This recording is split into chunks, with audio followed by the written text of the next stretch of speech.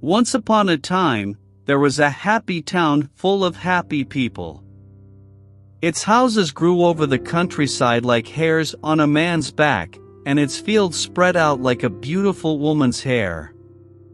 The town had no borders, and neither did the fields and cattle houses that spread out from it. The people took their pitchforks in hand and worked the land, sharing the food they produced. If a woman did not have enough milk, her neighbor gave her a jug of milk. If a man did not have enough apples, his neighbor gave him a basket of apples. In this way, the people lived a simple and happy life. When they felt hunger, they felt it together, and it never lasted long. Sometimes, kings came and tried to tame the townspeople.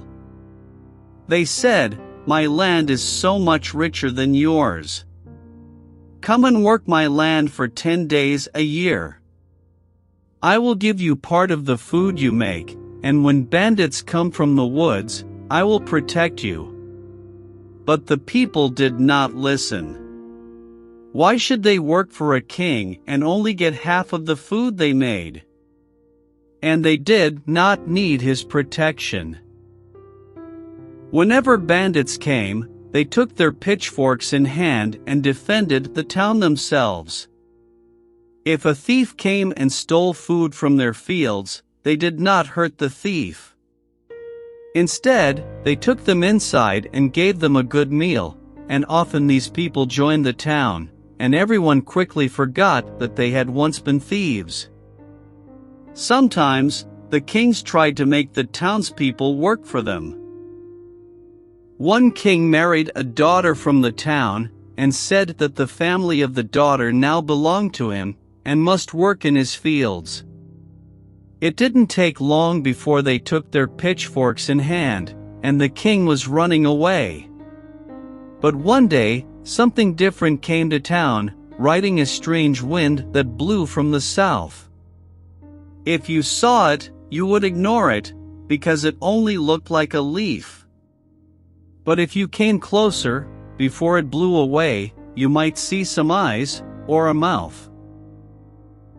It was difficult to really see it, because it moved so quickly, and it showed a slightly different shape to everyone it spoke to. When it first came to the townspeople, they ignored it. They were no strangers to magic, of course. They used magic to help their food grow, to see into the future and to help sick people recover. But this was a kind of magic they had never seen before, and it could mean nothing good, so they continued to ignore it. The leaf flew around town. Finally, it found a lonely old man called Torsten, whose wife and daughter had died. Other people often visited him and brought him food, but with each passing day, he spoke to them less. Sometimes he shouted for them to leave the food outside and refused to speak to anyone. He was too old to work, and he felt ashamed that he could not join the other men. Old man Torsten's eyesight was not good, and he didn't see the leaf when it flew through the open window and landed on his ear. "Dear old man," said the leaf, "I have heard you complaining." "Who is that?" cried old man Torsten. "Get out." "I am the voice of reason," said the leaf. "I have come here from far away, and I can see that there is no reason in this town." "What are you talking about?" said Torsten. But he sat down and listened. "You have worked harder than all those young men out there in the fields. But you have no more things than them. Your house is no larger than theirs, and you do not own the land outside it." The old man did not understand. "Nobody owns the land here. We all own it together. Why should I own the land outside my house if I am not strong enough to work on it? "And why should you have to work on the land?" said the leaf angrily.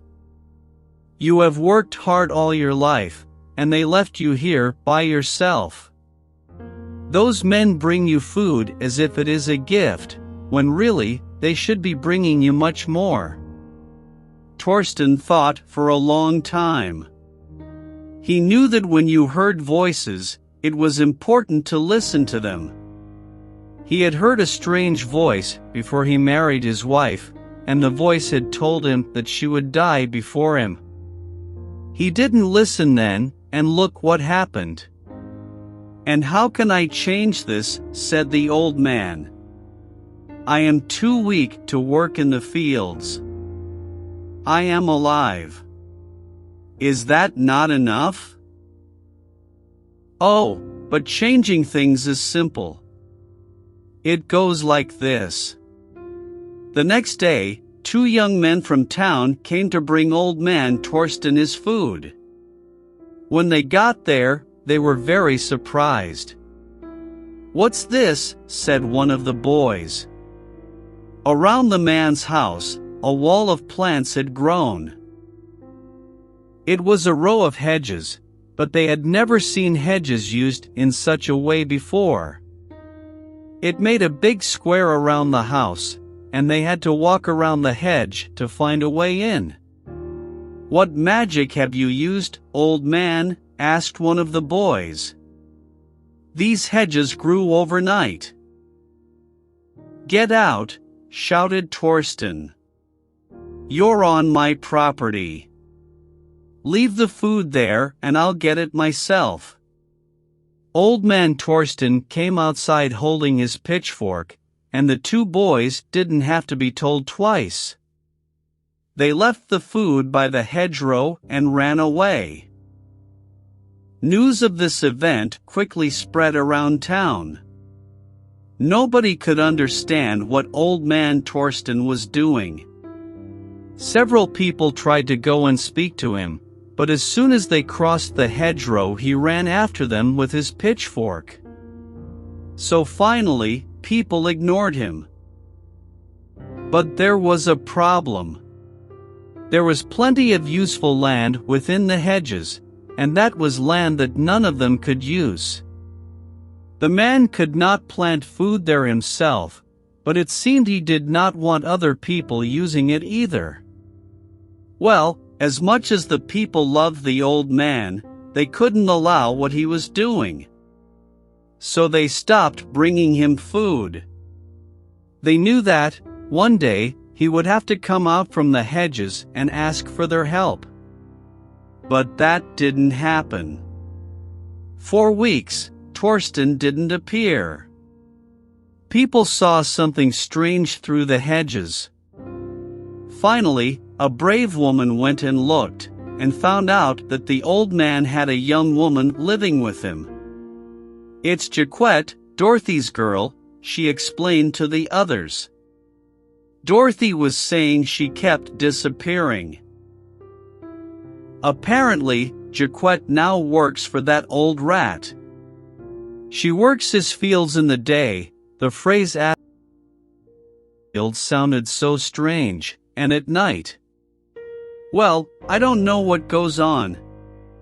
But I saw him taking gold out and giving it to her. Some people in the town had gold, but it wasn't very much. They knew it was valuable, but they had no use for it, so they kept it hidden in their houses. Sometimes, a jeweler would come to town, and they gave gold to the jeweler to make into jewelry."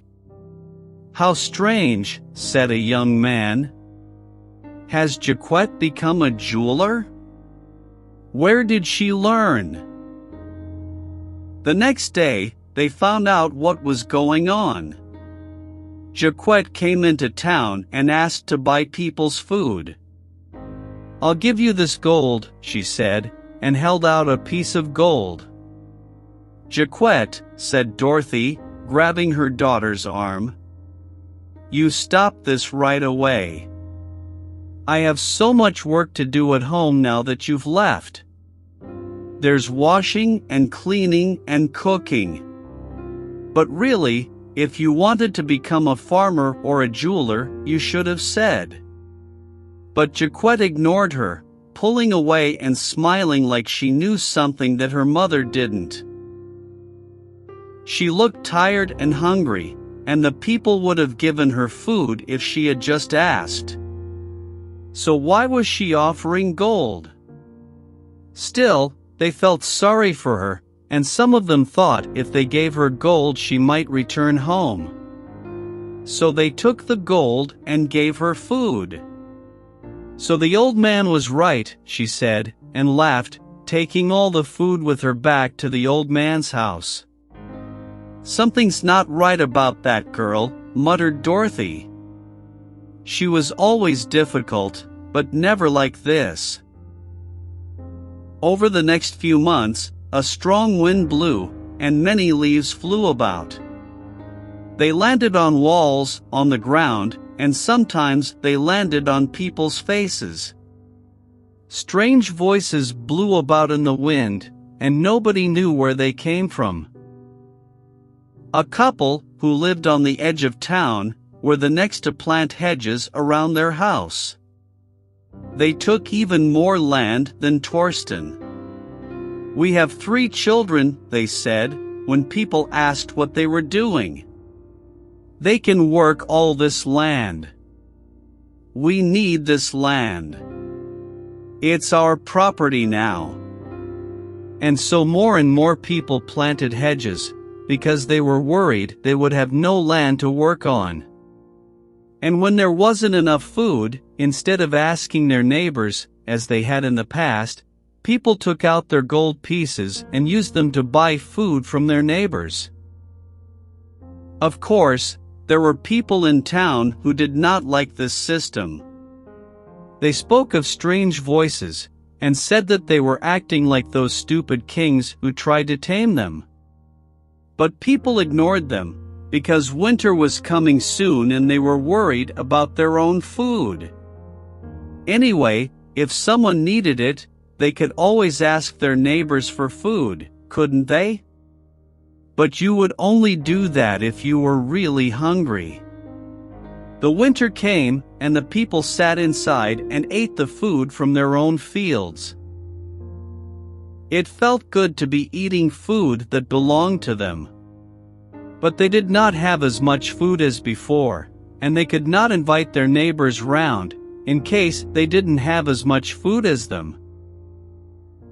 Some families could not eat all the food they had, and they had to give it to the animals, or let it go bad.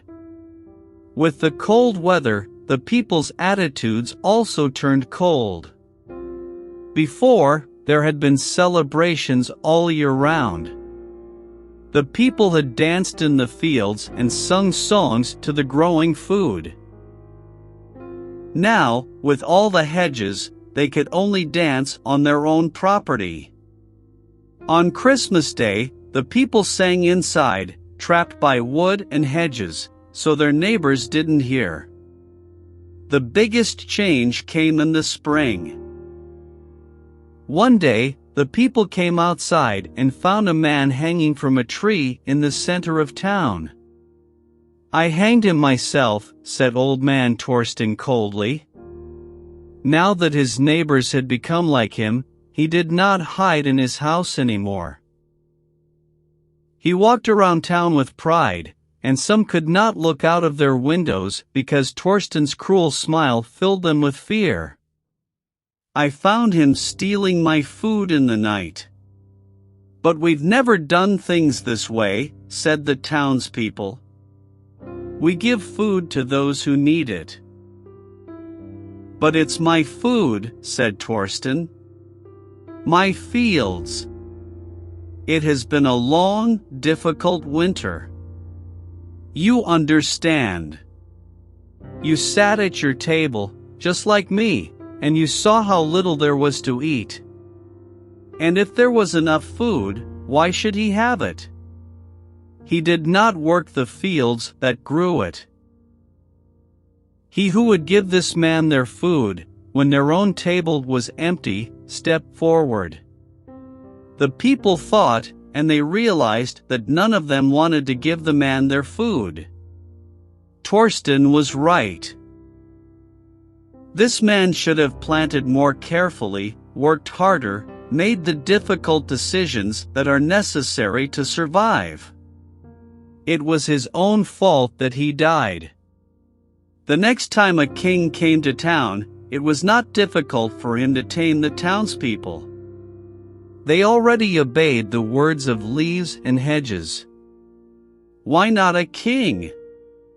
The king not only promised to protect them from bandits and thieves, but to punish the thieves with hanging. Now, the people did not even have to get the blood on their own hands. And wasn't it fun for the children to see a hanging every now and then? All the king needed was a few days of work from each person.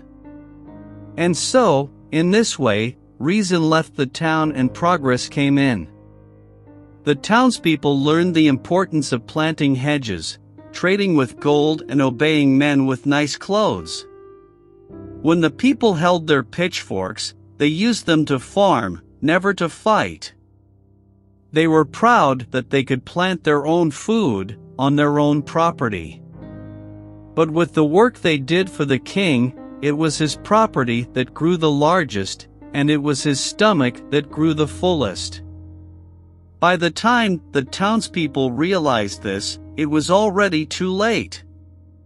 Of course, there were always those who would not obey. But as the years grew older and the winds blew crueler, they were pulled out of the ground and hanged. Some say that, one day, autumn will come. The leaves that speak lies will fall from the trees and join the land again. They will eat the bones of hanged men, and a new kind of flower will grow. And when a hand comes to pick the flower, to make it mine instead of ours, the flower will say, "No."